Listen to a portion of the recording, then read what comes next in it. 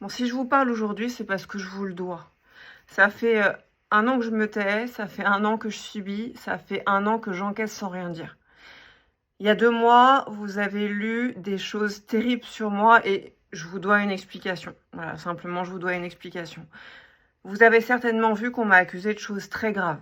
On a utilisé des mots terribles et en plus de ça, on a raconté une histoire qui n'est pas la mienne. Je vous en parle que maintenant.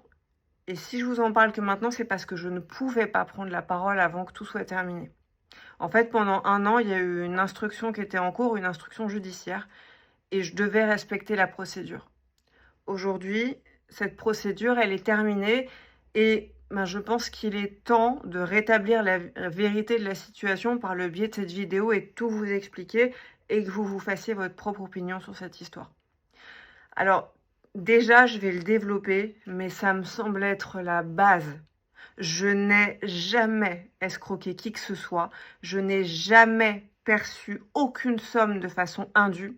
D'ailleurs, la justice elle-même l'a reconnu et je vais y revenir. Alors, j'aimerais d'abord prendre une minute pour vous parler de quelque chose qui a été très difficile. Je vous ai parlé de ces articles qui sont parus sur moi. D'abord dans un très grand quotidien, et puis ensuite ils ont été repris un peu partout dans des tabloïds et dans des podcasts. Alors je précise que ces articles, ils arrivent 8 mois après le début de toute cette histoire. Donc je suis déjà très affaiblie. Je suis dans un contexte qui est vraiment pas facile, qui serait très dur pour n'importe qui. J'ai perdu ma maman. J'en reparlerai parce que ça a aussi son importance dans cette histoire. J'ai perdu mon travail, j'ai perdu mon lien avec vous, j'ai perdu quasiment goût à tout. Je prends un traitement qui est très lourd d'antidépresseurs qui me font dormir sans arrêt. J'ai des idées noires qui me tournent dans la tête. Jamais j'aurais pensé vous parler de tout ça, mais bon, voilà, je vous en parle. Plusieurs fois, j'ai envie de me faire du mal parce que j'ai l'impression que je vais jamais m'en sortir et que la seule chose qui peut me soulager, en fait, c'est me blesser physiquement. Bref, vous avez compris que le secret de l'instruction, il a justement pour objet d'éviter qu'on jette quelqu'un en pâture à des médias peu scrupuleux avec toutes les conséquences qui en résultent. Bon, ce secret de l'instruction, il n'a pas été respecté, vous l'avez vu, et ça a entraîné beaucoup de dérives. Vous me connaissez. Vous me suivez pour certains depuis très longtemps. Peut-être même que vous avez fait appel à moi pour des consultations ou pour des affaires. L'image qui a été dépeinte de moi, elle est à des kilomètres de la réalité. En plus, l'histoire, elle est très mal romancée. On a des faits qui ont été tordus, des situations amplifiées, les mots sont modifiés. Bref, il y a tout ça, mais ce qui est le plus blessant en prime dans la situation psychologique dans laquelle je me trouve à ce moment-là, c'est la violence de la démarche. C'est la violence de se retrouver en fait une cible unique d'un article qui semble n'avoir qu'un seul but, me dépeindre en fait de la pire des manières et me détruire. Alors j'ai reçu, quand vous avez vu tout ça, de votre part, et franchement je m'y attendais pas, et je sais même pas comment vous remercier, et je vous remercierai jamais assez, j'ai reçu d'innombrables messages de soutien. Et je peux vous dire que clairement, c'est tout ce qui m'a fait tenir ces dernières semaines. Vraiment. Parce que c'est pas tout, parce que cet article, et puis tout ce qui a été repris avec force bêtise dans les tabloïds en ligne, visiblement, ça suffisait pas. Le journaliste qui en est l'auteur, il a en plus fait un podcast. Là, je peux vous dire que mon incompréhension, elle atteint son paroxysme. Il raconte une histoire qui est encore plus déformée qu'avant. Il se répand sur la mort de ma mère. C'est particulièrement malvenu. C'est super malsain. Encore une fois, je sais pas ce qu'il cherche. Ce podcast, il va être publié sur toutes les plateformes possibles. Puis c'est pas tout, parce qu'il va être repartagé encore et encore, parfois plusieurs fois dans la même semaine, par le même média. Là, cette récurrence, elle a aucun sens. Cet acharnement, bon, j'imagine que c'est pour que tout le monde le voit, je l'ai vu pour aucun des autres sujets qui ont été traités par ce même média. Et je peux vous dire que cet acharnement, cette sensation d'être une cible, ça laisse des traces et que je me suis sentie vraiment sombrer encore plus. Moi, de mon côté, j'ai la chance de ne pas être seule. J'ai la chance d'avoir encore mon père, d'avoir des amis proches. Mais en fait, infliger ce traitement à quelqu'un de la façon dont ça a été fait, en osant même évoquer des drames familiaux, c'est prendre la responsabilité qu'une personne, elle se fasse du mal ou qu'elle tombe gravement malade des suites de ce qu'elle subit. Donc j'aimerais juste rappeler aux médias qu'ils ont une responsabilité, surtout lorsqu'ils osent dénoncer le harcèlement et que paradoxalement, ils en génèrent eux-mêmes à leur tour.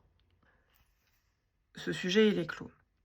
Avant d'entrer dans le vif du sujet et de vous raconter toute l'histoire, il y a des points sur lesquels j'aimerais revenir parce que justement, ils ont leur importance pour comprendre toute cette histoire et pour que vous vous fassiez vous-même votre opinion.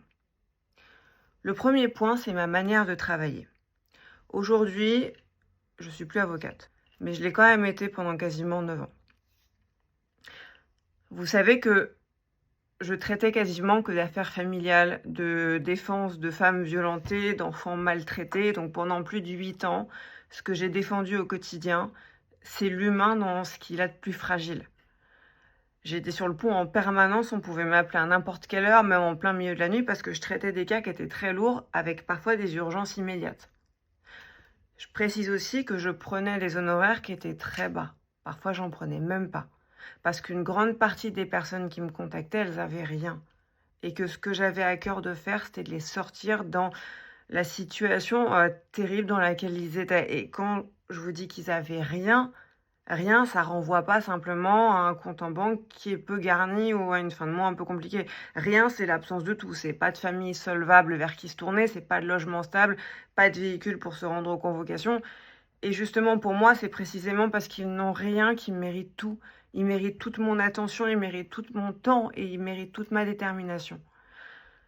Donc, les fois où je prenais des honoraires, parce qu'encore une fois, il y a eu beaucoup de fois où j'en prenais même pas, c'était uniquement de quoi pouvoir payer mes charges, l'URSSAF, les cotisations au barreau, de quoi vivre, en fait, en somme. C'est pour ça que vous m'avez jamais vu dans un bureau, parce que j'en ai jamais eu. J'ai jamais eu les moyens de payer un bureau, j'avais pas de locaux. C'est pour ça que vous avez jamais vu de collaborateur, parce que j'avais pas les moyens de payer un collaborateur, que je travaillais seule. Et généralement, je travaillais depuis chez moi dans mon 2 pièces que vous avez vu dans mes stories. Parce que si je faisais ce travail, c'est clairement pas pour l'argent. Et ça, vraiment, j'insiste sur ce point-là. Ça, c'est le premier point que j'aimerais rappeler. Le deuxième point, c'est le fait que durant toutes ces années, on a partagé beaucoup de choses. Mais il y a aussi des choses que je vous ai jamais dites et que je vous ai jamais montrées. Je pense que vous m'avez jamais vu triste, vous m'avez jamais vu angoissée, vous m'avez même jamais vu pleurer sur Instagram. Pourquoi? Parce que en fait, j'ai toujours voulu renvoyer l'image d'une personne forte qui se laisse jamais atteindre. Alors, je sais qu'il y en a beaucoup parmi vous qui m'appelaient Wonder Woman. Alors, au risque de vous décevoir, j'en suis vraiment très très loin. Pour vous expliquer, au regard du travail que je faisais, je partais du principe que j'avais pas le droit de montrer de la faiblesse. Pourquoi? Parce qu'on venait me voir pour que je protège, pour que j'assure une défense. On venait me voir justement parce que j'avais cette capacité à mordre et à pas lâcher. Alors, clairement, Instagram, les plateaux télé, l'allure, l'assurance qu'on renvoie, c'est pas la vraie vie, on le sait tous. C'est de la poudre aux yeux, je la prends à personne. Mais je voudrais quand même le rappeler parce que ça peut influencer la façon dont on me voit et la façon dont on agit avec moi. En fait, pour moi, j'ai toujours eu un commandement, pas flancher, pas pleurer devant les autres, pas me plaindre. J'ai toujours agi comme ça, même avant d'être avocate, je montre pas mes faiblesses parce que j'ai été élevée comme ça. Pourtant, des épreuves, je peux vous dire que j'en ai traversé beaucoup. Certaines, vous pourrez même pas les imaginer, je vous en ai jamais parlé, j'ai jamais rien laissé paraître.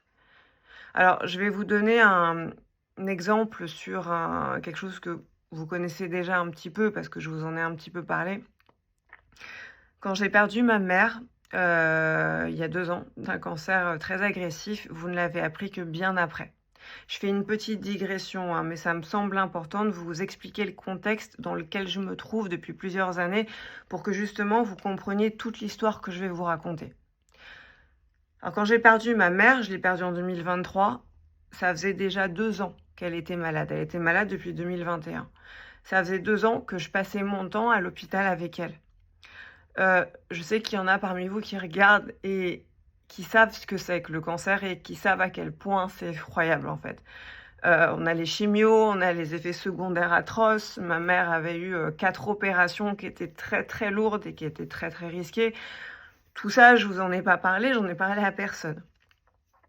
Durant toute cette période, j'ai quand même continué de poster normalement sur Instagram, j'ai continué de poster mes manucures, de vous partager mes passages où j'étais tout sourire sur les plateaux de télé, je vous partageais mon quotidien d'avocate. En fait, comme d'habitude, il n'y a rien qui a changé. Ce que je vous ai pas dit, c'est que les conclusions, je les rédigeais plus depuis mon salon, je les rédigeais généralement depuis l'hôpital à côté d'elle. Et qu'à aucun moment, je lâche d'un pouce celles et ceux que je représente, parce que, évidemment, pour moi, c'est inconcevable. En début 2023, ma mère va commencer à faire des comas. Donc on a le SAMU sans arrêt à la maison qui la ramène en soins intensifs. Faut l'intuber, on la met sous coma artificiel, on nous dit que la situation elle s'aggrave. Ça va durer 3 mois non-stop. Et je suis toujours avec elle. C'est-à-dire que l'hôpital, ça devient ma deuxième maison. Je suis avec elle, je suis avec mon père. Je souris toujours sur mes photos Instagram, je donne l'air de rien et je continue à travailler non-stop du matin au soir et je suis en plein milieu des soins intensifs. Alors, je peux vous dire que c'est un peu compliqué parce que quand on m'appelle, ça dure en fait tout le temps, j'essaye de faire semblant, je sors dans le couloir. Je peux vous dire que c'est pas évident parce qu'il y a du bruit, il y a des infirmières partout, on est quand même dans un service qui est très spécialisé. Ça m'empêche pas de prendre les appels urgents des personnes angoissées et je fais comme si de rien n'était. Parce qu'aussi, il faut dire que rester utile pour les autres, ça me permet aussi de pas m'effondrer. Et encore une fois, je défends des personnes dont le sort, il me tient vraiment, vraiment à cœur. Donc c'est normal pour moi que je continue et je leur dis rien parce que ils ont besoin d'une avocate solide. Ils n'ont pas besoin d'une femme qui est au bord du gouffre. Le soir du 5 mars 2023, je rentre chez moi un peu plus tôt que d'habitude pour prendre une douche parce que ma mère va avoir des examens, puis elle est toujours dans le coma, elle s'est pas réveillée. Et de toute façon, je sais que je vais revenir le lendemain à 9h. D'habitude, je reste jusqu'à très tard avec mon père, là c'est 21h. Et j'arrive à peine chez moi, j'ai le médecin qui m'appelle. Et là, il me dit qu'ils ont fait les examens, il me dit qu'il y a un problème. Et il me dit, ce sera fini dans quelques heures. Donc je repars immédiatement avec mon père à l'hôpital et on va rester avec elle jusqu'à ce que son cœur s'arrête le 6 mars à 15h14.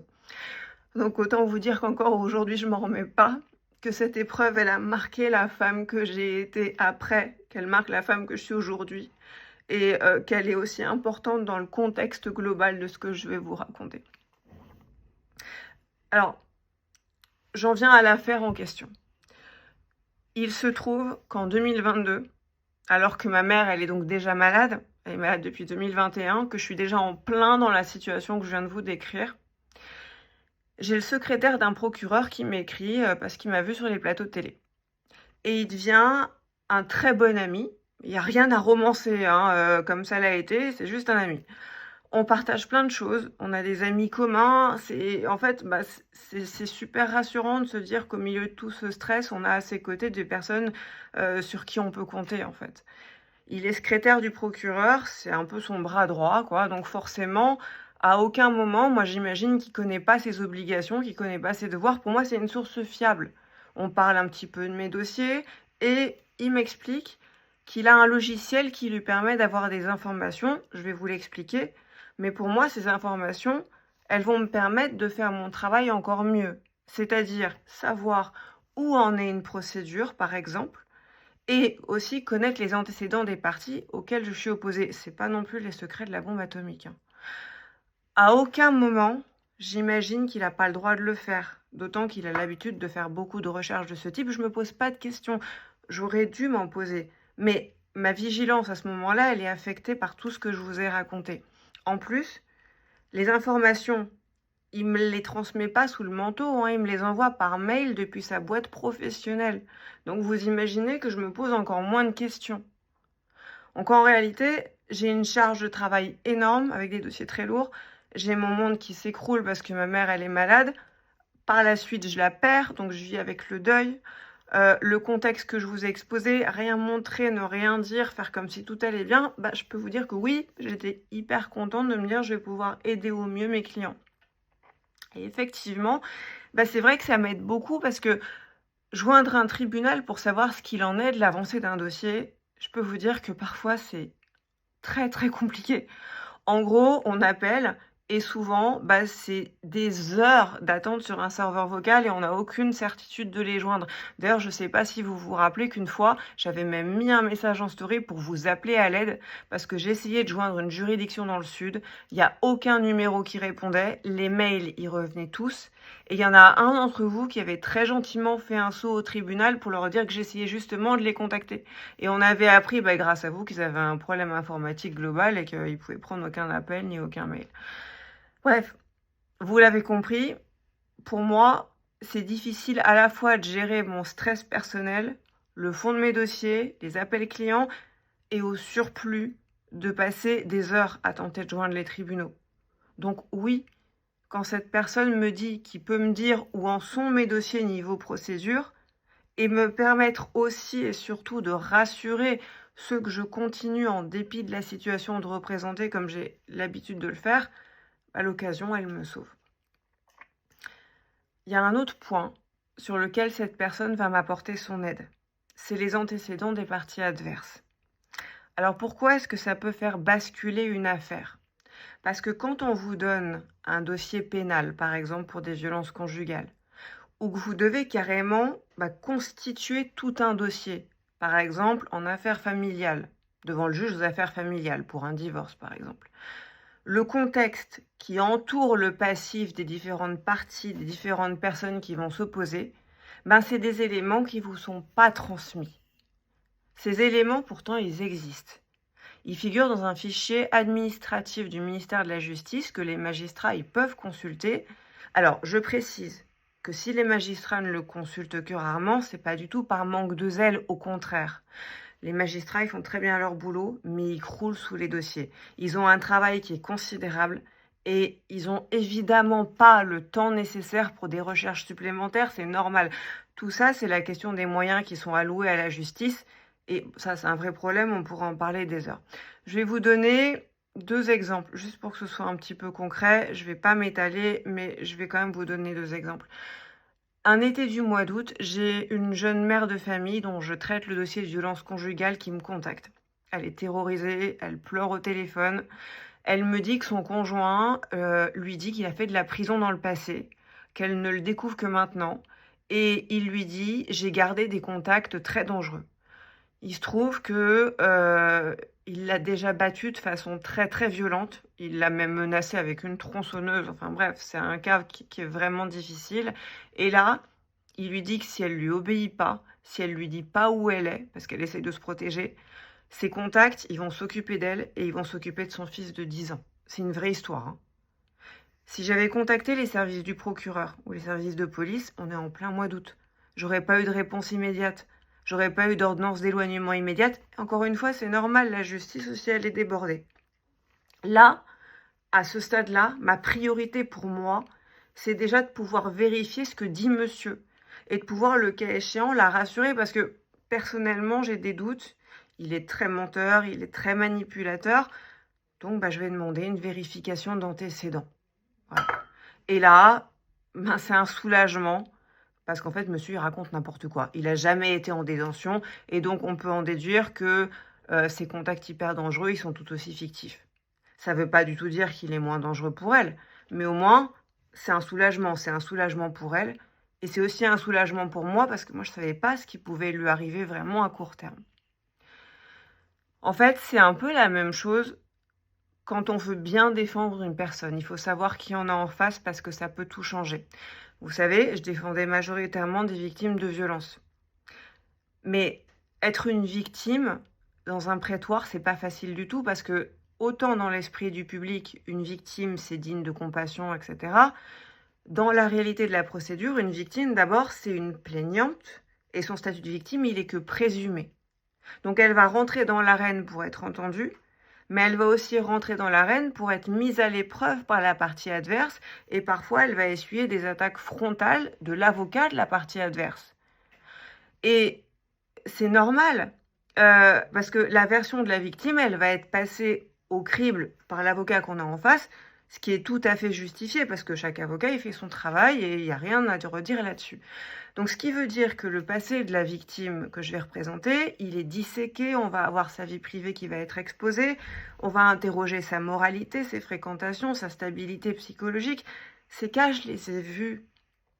Parfois, on va insinuer qu'une femme, elle est vénale s'il y a un enjeu financier.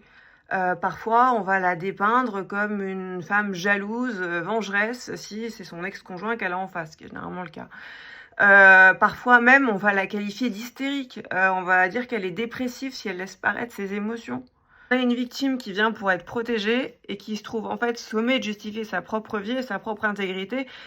Et ça peut être ressenti comme une seconde agression. Donc, face à cette stratégie d'anéantissement, qu'est-ce qu'on fait? C'est là que des éléments comme le contexte, comme les antécédents de la partie adverse, ils peuvent devenir un bouclier essentiel. Je vous donne un deuxième exemple. Encore une fois, c'est un vrai cas. Un cas où on a un agresseur et je sais que cet homme que j'ai en face de moi, il est violent, je sais qu'il a des problèmes avec l'alcool. Il se présente comme un homme respectable, il est tiré à 4 épingles, il présente très bien. Sa défense, elle dépeint la victime comme étant, donc ma cliente, comme une menteuse instable. L'homme en question, je vous l'ai dit, il a des problèmes d'alcool et il se trouve qu'ils ont une petite fille de 4 ans qui a déjà été témoin de choses qu'elle aurait mais jamais dû voir. Aucun enfant devrait voir ce genre de choses. Donc vous imaginez bien que pouvoir produire la preuve que cet adversaire, il a déjà fait l'objet de nombre de plaintes similaires par le passé par d'autres compagnes qui ne se connaissent pas pour les mêmes faits, des plaintes qui sont encore en cours d'enquête, ça change radicalement la perspective du tribunal. On ne va pas lui donner la garde de sa fille comme ça. Donc connaître le contexte, c'est pouvoir anticiper les attaques, c'est pouvoir les désamorcer. C'est pouvoir dire au tribunal, bon, en face, on vous décrit la personnalité de ma cliente d'une certaine façon, c'est une fiction. Mais la personnalité de l'accusé, celle d'un homme qui semble avoir un schéma de comportement agressif ou manipulateur, elle est étayée par des faits qu'il s'agira de confirmer ou d'infirmer. Ce sera à l'enquête de le faire. Donc ce travail de recherche, pour moi, il n'était pas optionnel. Il était au cœur de mon devoir de protection. Ne pas le faire, c'était potentiellement risquer une décision qui mettrait en danger un enfant en bas âge, sa mère, toute une famille. Donc voilà, qui risquait d'avoir des conséquences vraiment importantes. Je vais vous dire une chose, la quête de la vérité, qu'elle soit pour un accusé ou pour une victime, elle obéit à la même loi qui est implacable. En fait, elle se trouve rarement dans le dossier qu'on vous donne, mais elle est presque toujours dans ce que le dossier il a omis de vous dire. Je précise, parce que c'est fondamental, que tous ces éléments, je les ai toujours fait figurer dans mes conclusions que va lire le tribunal. Vous savez qu'il y a la plaidoirie, mais on peut aussi rendre un texte écrit. C'est mieux pour la juridiction, avec des pièces, donc des documents en plus. Donc je ne me suis jamais cachée de les avoir en ma possession.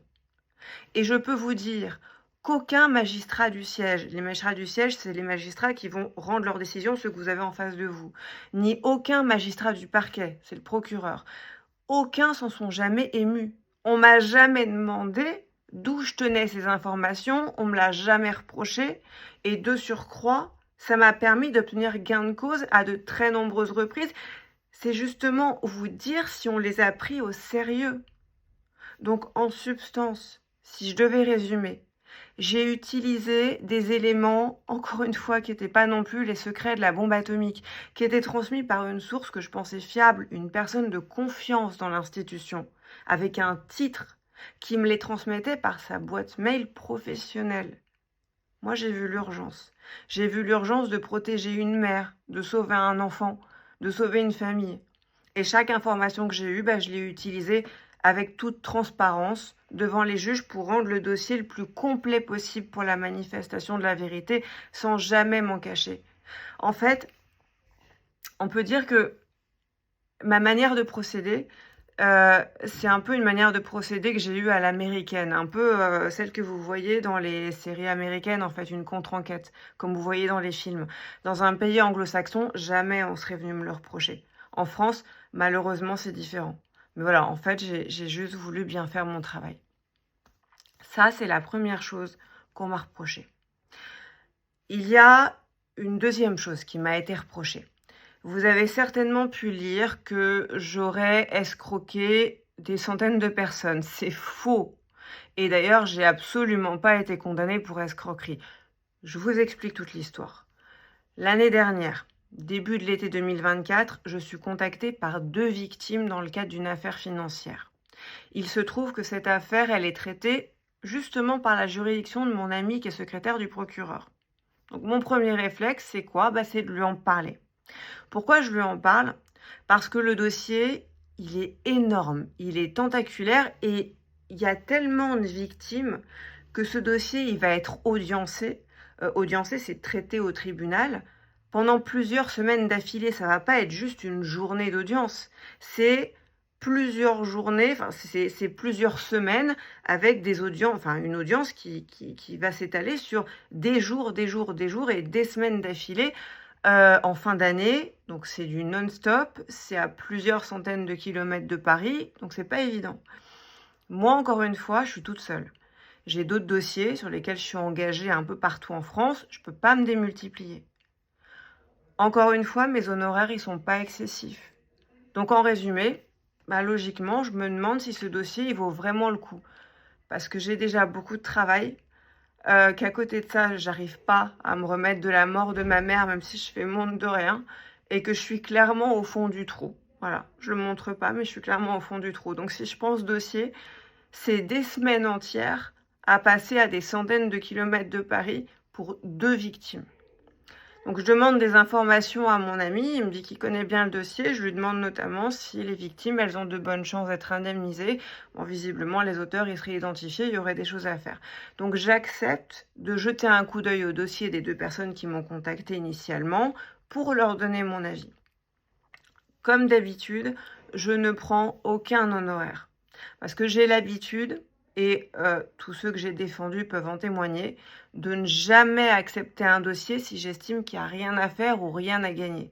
Parce que même si mes honoraires, ils sont loin d'être excessifs, je vérifie toujours gratuitement si le dossier il vaut la peine d'être plaidé, histoire que celles et ceux que je représente n'aient pas des honoraires d'avocat à payer pour qu'ils en retirent rien.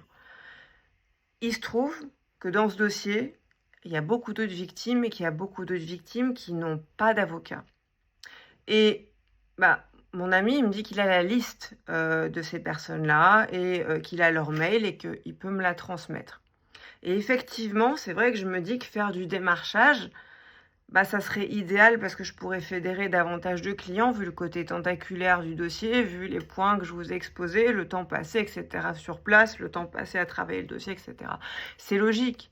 Parce que si je représente plus de personnes, je peux aussi proposer des honoraires encore plus bas. Je peux proposer un tarif de groupe, ça se fait dans la profession, comme dans beaucoup d'autres, à partir du moment où je m'occupe de plus de 2 personnes. Donc ça faciliterait mon choix de prendre ce dossier. Sauf que là, j'ai un problème. Je suis persuadée, et je le pensais vraiment, que j'ai pas le droit de faire de publicité et de démarchage et que le barreau de Paris va m'opposer un manquement déontologique. Pourquoi je pense ça?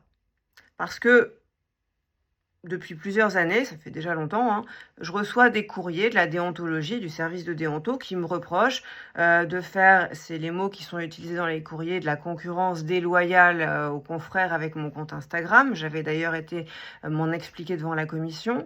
On me reproche aussi de faire de la publicité déguisée en apparaissant en robe d'avocat sur mon compte. Et pour tout vous dire, 1 mois avant cette affaire, j'avais encore reçu un courriel officiel à ce sujet. Alors ça m'étonnait un petit peu parce qu'on a beaucoup de confrères qui s'affichent en robe sur leurs réseaux sociaux sans qu'on leur reproche quoi que ce soit. Et d'ailleurs, j'ai appris plus tard par mon conseil qui m'a défendu dans cette affaire que j'avais le droit de le faire et que le reproche n'était pas fondé. Mais quoi qu'il en soit, c'est ça qui a fondé cette certitude de ne pas pouvoir faire de démarchage. Et cette certitude de ne pas pouvoir faire de démarchage, elle va me conduire à faire un mauvais choix pour justement essayer d'éviter le problème. C'est-à-dire que je vais passer par une personne tierce qui va contacter les victimes pour leur donner mes coordonnées en disant qu'il est mon client. Le mail qui est envoyé, il est très simple, il explique qui je suis et il donne mon mail et mon numéro de téléphone. Voilà. je peux vous dire que si j'avais su que j'avais le droit de le faire moi-même, ce qui était en réalité le cas, bien sûr que je l'aurais fait directement et c'est ce que j'aurais dû faire. Alors j'ai été contactée par plusieurs victimes à la suite de ces envois et comme je le fais habituellement, je leur ai dit, d'ailleurs j'ai fourni toutes les preuves à la juridiction, que je ne leur demandais aucun honoraire, que je devais examiner le dossier avant pour savoir s'ils avaient des chances de voir leur action aboutir. Et je leur ai même précisé que me désigner, ça les engageait en rien. C'était pas un pacte faustien, ils pouvaient changer d'avocat s'ils le voulaient, sans rien me régler tant qu'on n'avait pas commencé à travailler ensemble. Et ça en est resté là, en fait, parce que la juridiction, après, elle s'est saisie du cas et je vais poursuivre sur la suite. D'ailleurs, j'ai pas été condamnée, encore une fois, pour escroquerie et je n'ai eu à verser aucune amende. Ce qui est bien la preuve, encore une fois, que j'ai perçu aucune somme indue. J'ai pas perçu d'argent que je ne devais pas percevoir. J'en viens aux conséquences de cette procédure. Ce qu'on m'a reproché, c'est 2 points. Ça a fait l'objet, à compter de septembre 2024, d'une enquête. Cette enquête, elle a été menée par une juge d'instruction. C'est une juge qui est chargée de l'enquête, en fait. Donc pendant 1 an, je vais faire des allers-retours à cette juridiction, qui n'est pas à Paris, pour être entendue. La juge d'instruction, elle va aussi solliciter que le temps de la procédure, je sois suspendue de mes fonctions d'avocate. Alors procéduralement, c'est pas à elle d'en décider, hein. C'est au barreau de Paris, donc elle saisit le barreau de Paris. Vous vous doutez bien que l'ordre, il va lui donner raison, il va pas refuser. Donc je me retrouve suspendue au 1er octobre 2024. Alors ce qu'il faut savoir, c'est que dans une instruction, une suspension, parce qu'une instruction ça peut être très long, ça peut durer des mois, voire des années. Donc la sanction, elle n'est pas une peine définie, c'est une attente à durée indéterminée. Donc aujourd'hui, au moment où je vous parle, ça fait 1 an que j'ai interdiction d'exercer parce que, évidemment, le barreau de Paris n'a jamais accepté de relever la suspension. Je vous laisse imaginer les conséquences et la détresse psychologique et puis financière aussi, hein, qui en résulte. Pourquoi? Parce que ça fait 1 an que je travaille pas. Je m'occupe autrement, je vous en parlerai, mais j'ai plus mon travail. Ça fait 1 an que je peux pas vous en parler, par respect de l'instruction. Donc c'est un secret qui est super lourd à porter sans pouvoir m'expliquer auprès de vous. Ensuite, je l'ai plaidé sans succès devant l'ordre, mais être contrainte de laisser tomber littéralement du jour au lendemain, vraiment du jour au lendemain en fait, toutes les personnes que j'assistais à l'époque, certaines parfois depuis des années, c'est déchirant. Je pense que c'est le pire en fait. On a des personnes, on a des femmes, des hommes, des enfants, des familles qui vous font confiance, qui placent leurs espoirs en vous, qui vous appellent plusieurs fois par semaine, parfois juste parce qu'ils veulent évoquer leurs angoisses et ils veulent juste être rassurés par vous parce qu'ils ont confiance en vous. Et d'un coup, vous êtes obligé de leur dire que vous les abandonnez en fait, que vous n'allez pas défendre le dossier sur lequel vous avez travaillé depuis des mois et depuis des années. Et c'est pas n'importe quel dossier, c'est des dossiers sensibles, c'est des dossiers de violence, de garde d'enfants, des dossiers qui me tiennent à cœur, vous imaginez pas à quel point. Et puis j'ai aussi cette peur aussi pour eux que l'avocat qui va être désigné par le barreau pour me remplacer, il accepte ou pas de prendre les honoraires qui correspondent à leurs moyens comme moi je le faisais. Et ça serait légitime qu'il refuse, hein, parce qu'au regard de la charge de travail, il peut refuser. Bref, c'est un désastre et c'est un déchirement. Et puis évidemment, il y a aussi autre chose. Sur un plan plus matériel, ça fait 1 an que je me retrouve, encore une fois, du jour au lendemain, et j'insiste, du jour au lendemain, sans aucun revenu, sans possibilité d'en avoir et donc sans aucun moyen de payer mes charges les plus basiques. Donc d'un coup, je touche plus rien et en prime, je dois rembourser les honoraires qui m'ont été versés pour des dossiers que je ne vais pas pouvoir terminer. Je précise que suspendu, ça ne veut pas dire que je touche un chômage, hein. Je touche ni chômage, ni indemnité. Mais suspendu, ça ne veut pas dire cotisation suspendue. Le Conseil national des barreaux, il continue quand même de me demander des cotisations de plusieurs milliers d'euros. Je ne peux évidemment pas les payer. Autant vous dire que je me retrouve dans une situation qui est extrêmement compliquée, terriblement angoissante. On est en octobre 2024 et aujourd'hui encore c'est terriblement angoissant.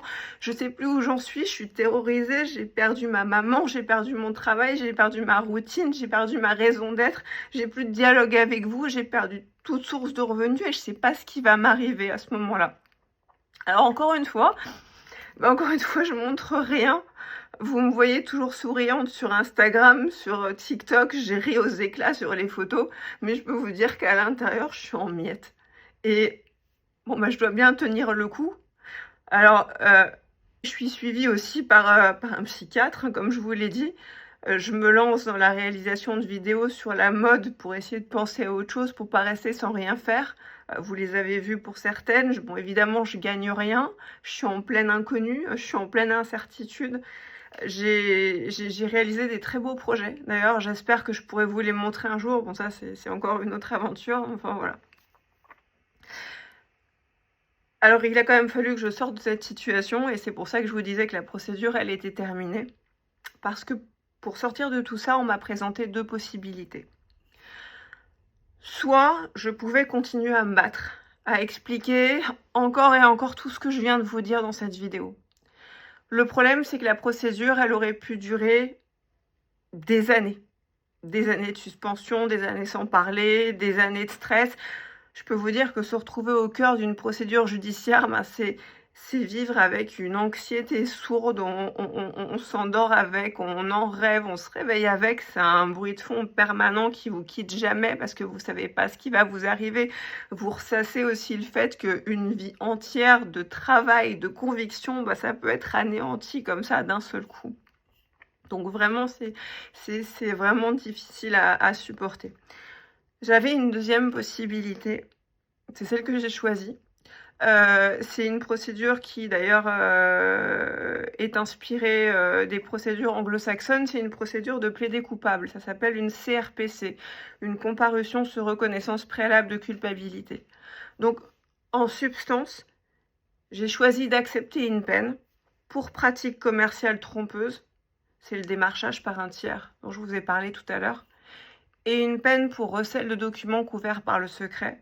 C'est ce dont je vous ai parlé aussi juste avant. Cette procédure, elle s'est soldée par les sanctions suivantes. J'ai 18 mois de prison avec sursis. J'ai 3 ans d'interdiction d'exercer la profession d'avocat, qui s'ajoute encore à l'année que je viens de passer, mais je ne serai plus jamais avocate. J'ai 3 ans d'inéligibilité.